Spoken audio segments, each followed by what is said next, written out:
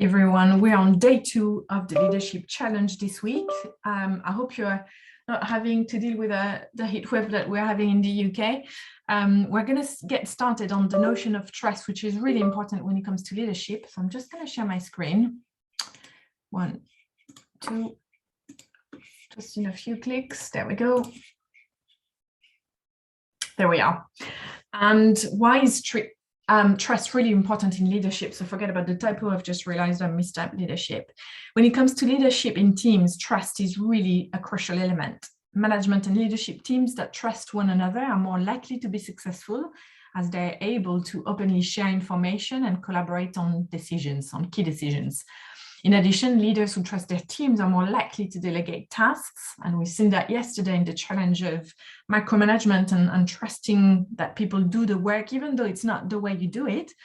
And it will give employees the freedom to work on their own. And that really promotes creativity, innovation that are really vital for a company's success. So when trust runs low, what are the things we see in the company? So there could be bad mouthing and gossiping, people pretending that they know because they have some kind of imposter syndrome, or they want to get through the day and not having their manager to judge on the incompetency that they might have in certain areas. You might have people who are not sharing information or data so that they get ahead of other people. Other people might just take the credit for work that you've done, and it might just leave you utterly disgusted and feeling betrayed. Some other people may say stuff, may say they will do something, but actually the actions are not following the words.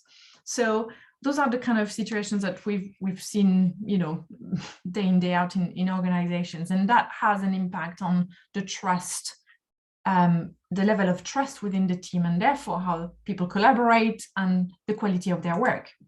So when we look at trust, what is trust made of? It's made of 4 components. The first one is credibility. So your words, how you talk, what you talk about, and basically it's I trust what she says. She's credible on the topic. The second element is reliability. So whether your actions are linked and kind of supporting your words. If he says that he's going to deliver, I actually trust him because I can depend on him. You walk the talk.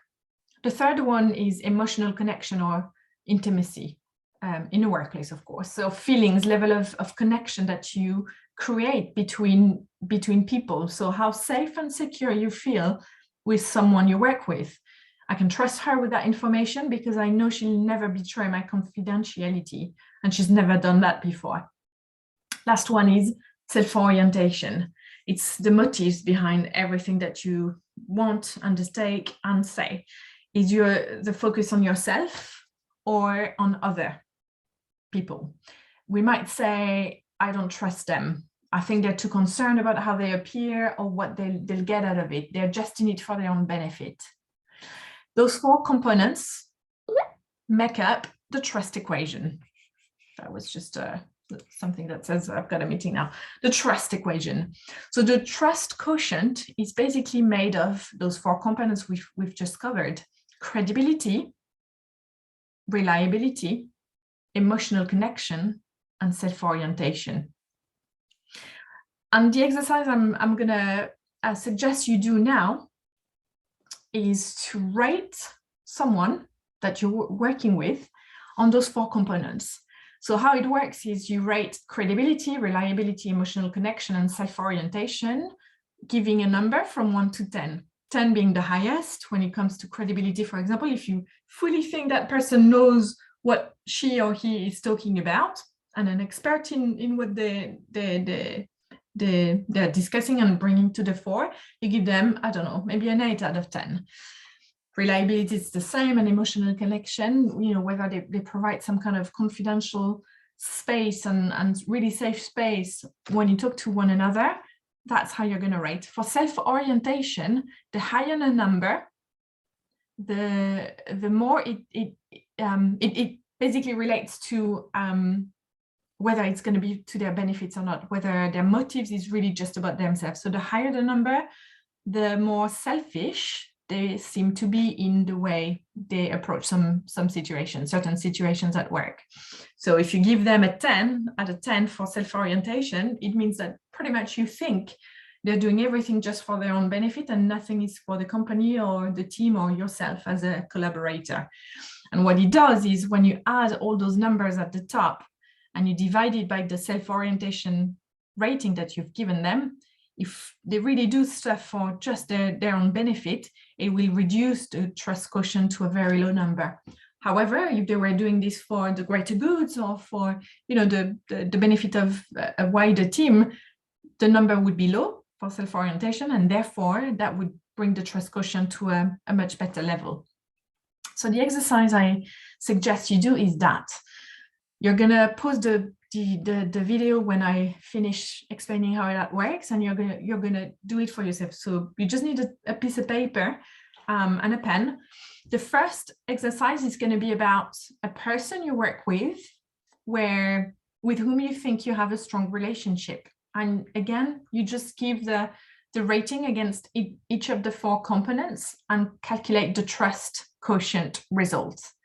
The second exercise is going to be about picking a person with whom you think you have a more difficult relationship at work, and you do the exact same exercise and you look at the trust quotient results you get to. Once you've done that, number 3, so the step 3 is about looking at how you've worked perhaps remotely, if this is the case for you in your current job. Has anything changed actually? Think about how that relationship has evolved since you've worked remotely versus prior to COVID. Some people have claimed that it's reduced some of the results in the trust equation results.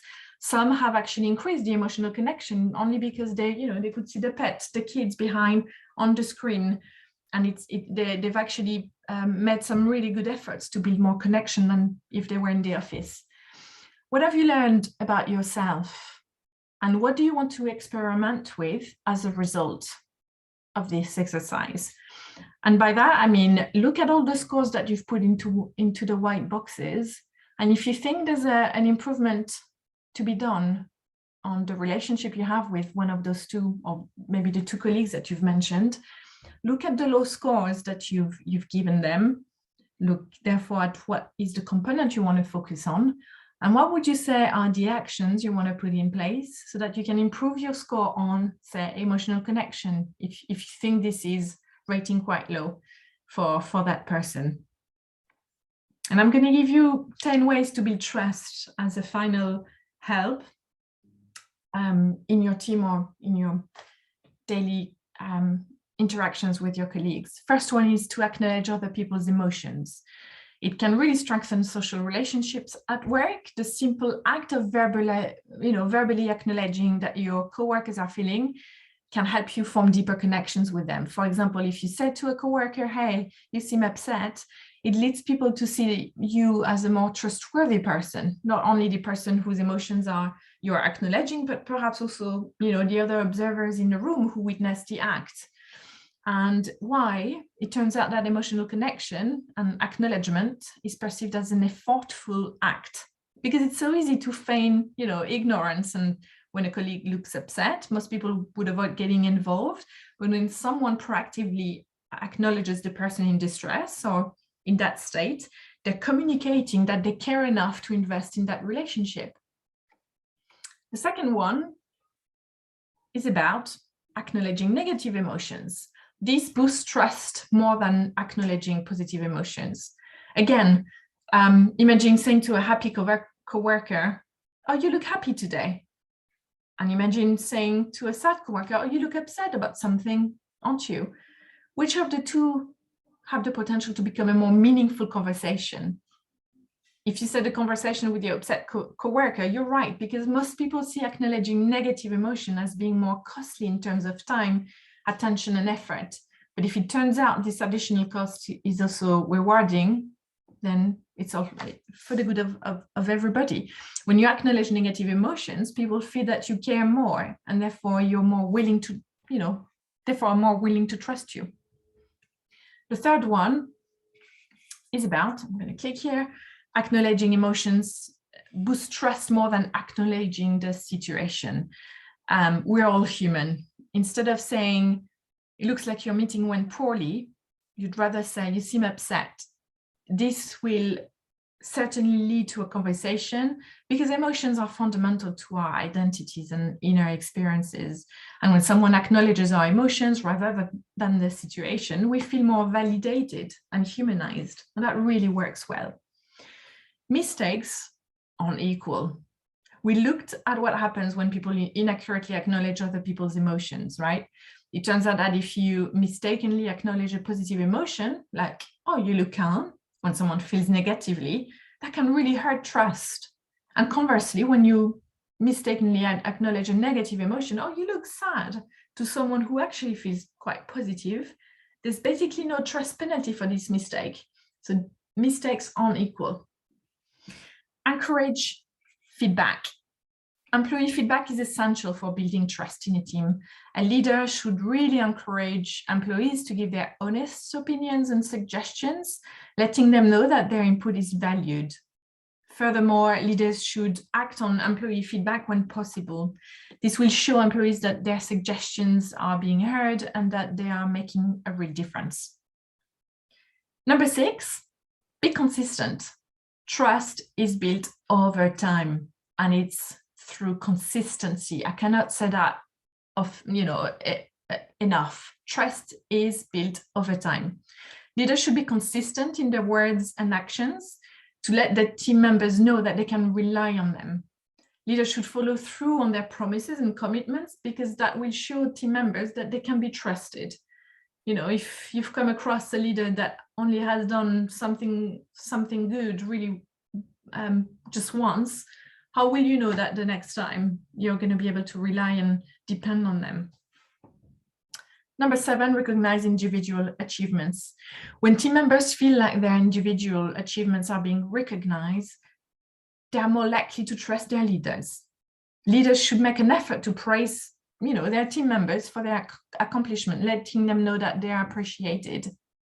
In addition, they should take the time to learn more about each team member's individual strengths and weaknesses, because that can help them better utilize their skills.